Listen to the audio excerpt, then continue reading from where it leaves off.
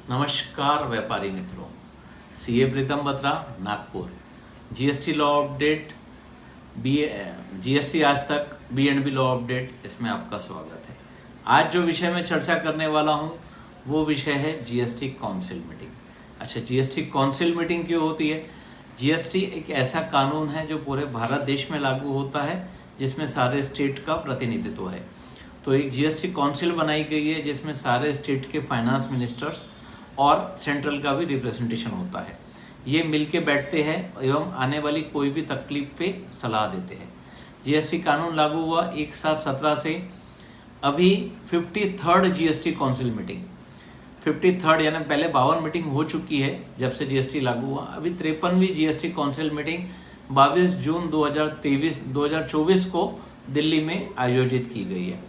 इसमें सरकार के सारे प्रतिनिधित्व बैठेंगे, सारे फाइनेंस मिनिस्टर बैठेंगे एवं अपनी समस्याएं बताएंगे एवं जीएसटी कानून में कुछ सुधार होने चाहिए क्या, उस पर डिस्कशन किया जाएगा।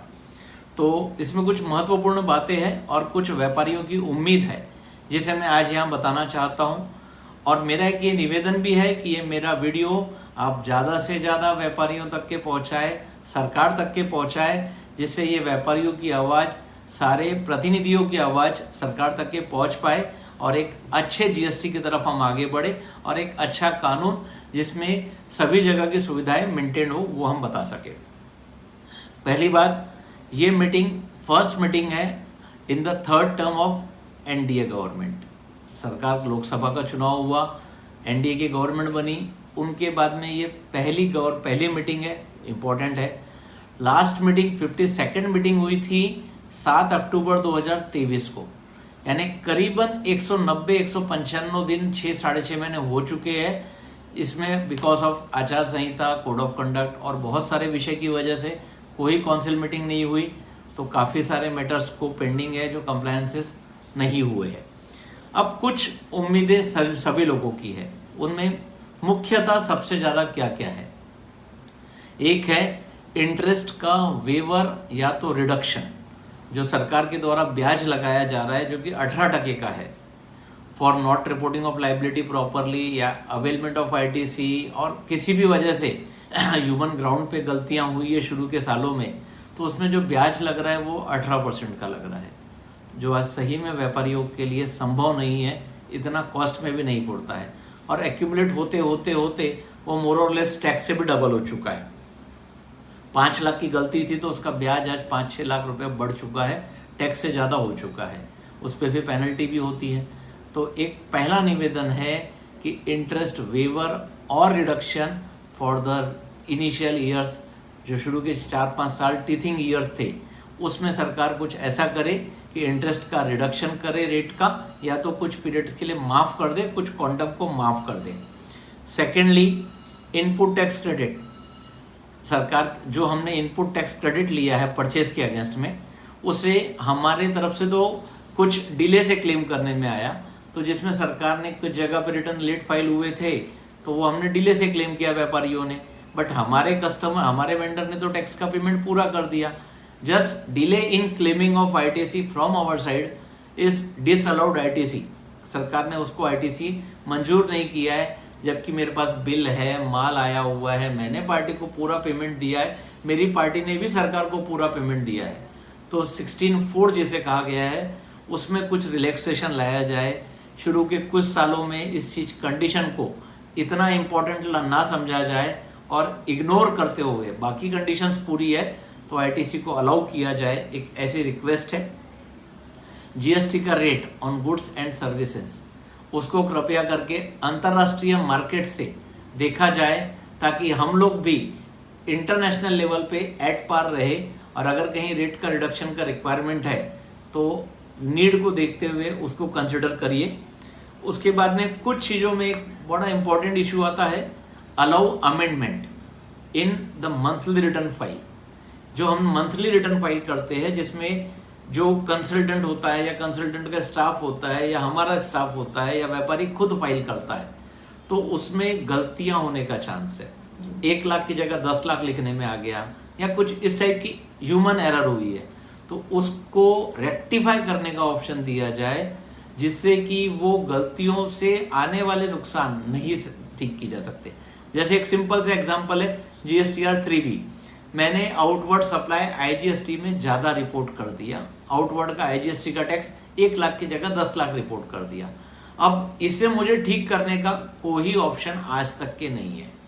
अब या तो मुझे आगे में जब मेरा IGST का सेल होगा तब उसमें से कम करना है, लेकिन ये एक्सेस रिपोर्ट करने की वजह से मेरा ITC का यूज़ हो गया और मैं ये करेक्शंस नहीं कर पा रहा हूँ। तो एक मिस्टेक हम व्यापारियों के द्वारा गलती हुई है, उसको रेक्टिफाई करने का ऑप्शन दिया जाए कि वो उसे रेक्टिफाई कर सके, अमेंडमेंट रेक्टिफिकेशन इन GSTR 3B और GSTR 1, सो दैट इंटरेस्ट और जो बाकी कॉन्सिक्वेंसेस है वो काफ़ी कुछ ठीक हो सके, उस चीज़ को देखा जाए। और ये ऑप्शंस पहले के सारे रिटर्न्स में हुए करते थे, पहले के लॉ मैकेनिज्म्स में ये ऑप्शन हुआ करता था। वही रिक्वेस्ट एक हम पुट करना चाहते हैं यहाँ पे। तीसरी बात और बात होती है मिसमैच क्रेडिट, कि हमारी पार्टी ने प्रॉपर रिपोर्टिंग नहीं किया, उसने GSTR 1 गलत डाल दिया, अनरजिस्टर्ड पार्टी को रिपोर्ट कर दिया या रॉन्ग GSTN में रिपोर्ट कर दिया। तो प्लीज़ एंड प्लीज़ हमारे डॉक्यूमेंट्स आप देखिए, हमारे पास सारे डॉक्यूमेंट्स, हमने 16 की पूरी कंडीशन पूरी की है। व्यापारी के द्वारा गलती करने में जो वो अमेंड नहीं कर सका तो हमारा ITC रिजेक्ट ना किया जाए। 1/1/22 at least till 1/1/22 all ITC, not a specific percentage base, entire ITC what we have claimed, dealer has claimed and he has all necessary documents to prove that कि his claim is genuine, ITC should be allowed। एक और issue है appeals. Appeal की एक conditions होती है कि appeal एक डेट तक के ही फाइल करनी चाहिए, प्राइमरी 90 दिन तक के, बाद में कंडोनेशन होता है 30 दिन का। 30 दिन का कंडोनेशन के बावजूद भी कई बार अपील्स ऑर्डर व्यापारियों को दिखते नहीं है, इग्नोर हो जाते हैं या किसी भी वजह से वो छूट जाता है। तो अभी उस व्यापारी के पास कोई ऑप्शन नहीं है, वो अपील रिजेक्ट हो जाती है, यानी वो व्यापारी बिना लड़े ही अपना केस पुट किए बिना ही हार गया है। अब उसको ट्राइब्यूनल पे जाना है, जो कि अभी आज की डेट तक के एक्टिवेट होने का है। तो और एक्टिवेट हो भी जाए तो जो मैटर छोटे लेवल पे सॉल्व हो जाने चाहिए थे वो ट्राइब्यूनल पे इतने सारे मैटर्स क्यों भेजे हम लोग। इसके अलावा नॉन डिमांड ऑर्डर, अब मेरा रजिस्ट्रेशन कैंसिल हो गया, उसको 120 डेज से ज़्यादा हो गया, तो अब ऐसे केसेस में क्या किया जाए। तो एक रिक्वेस्ट है कि acceptance and hearing of all the appeals which is delayed, जिसका 120 डेज से ज़्यादा डिले हो चुका है। बीच में सरकार ने एक एमनेस्टी लाई थी कि 2.5% एडिशनल भर दीजिए टैक्स वाले के लिए, बट एक रिक्वेस्ट है ऐसे ही कुछ स्कीम लाई जाए कि all appeals which is not been heard और not been accepted should be heard and accepted and rejected if there is proper ground to reject. अगर कोई वाकई गलत है तो उसका अपील रिजेक्ट होना चाहिए, बट बिना सुने ही अपील का रिजेक्शन हो जाना ये गलत है। इसे कृपया करके कुछ सुधारा जाए, इस पे कहा जाऊंगा। और कृपया करके फाइनल रिक्वेस्ट है, कोई भी नया कानून, नए कंप्लायंसेस मत लाइए। व्यापारी आपके साथ जुड़ा हुआ है, व्यापारी आपके साथ व्यापार करना चाहता है। कुछ अच्छी खबरें आ रही है कि GSTR 1A फॉर्म आ रहा है, कुछ अमेंडमेंट के ऑप्शंस आ रहे हैं, तो हम उम्मीद करते हैं कि सरकार हमारी सुनेगी।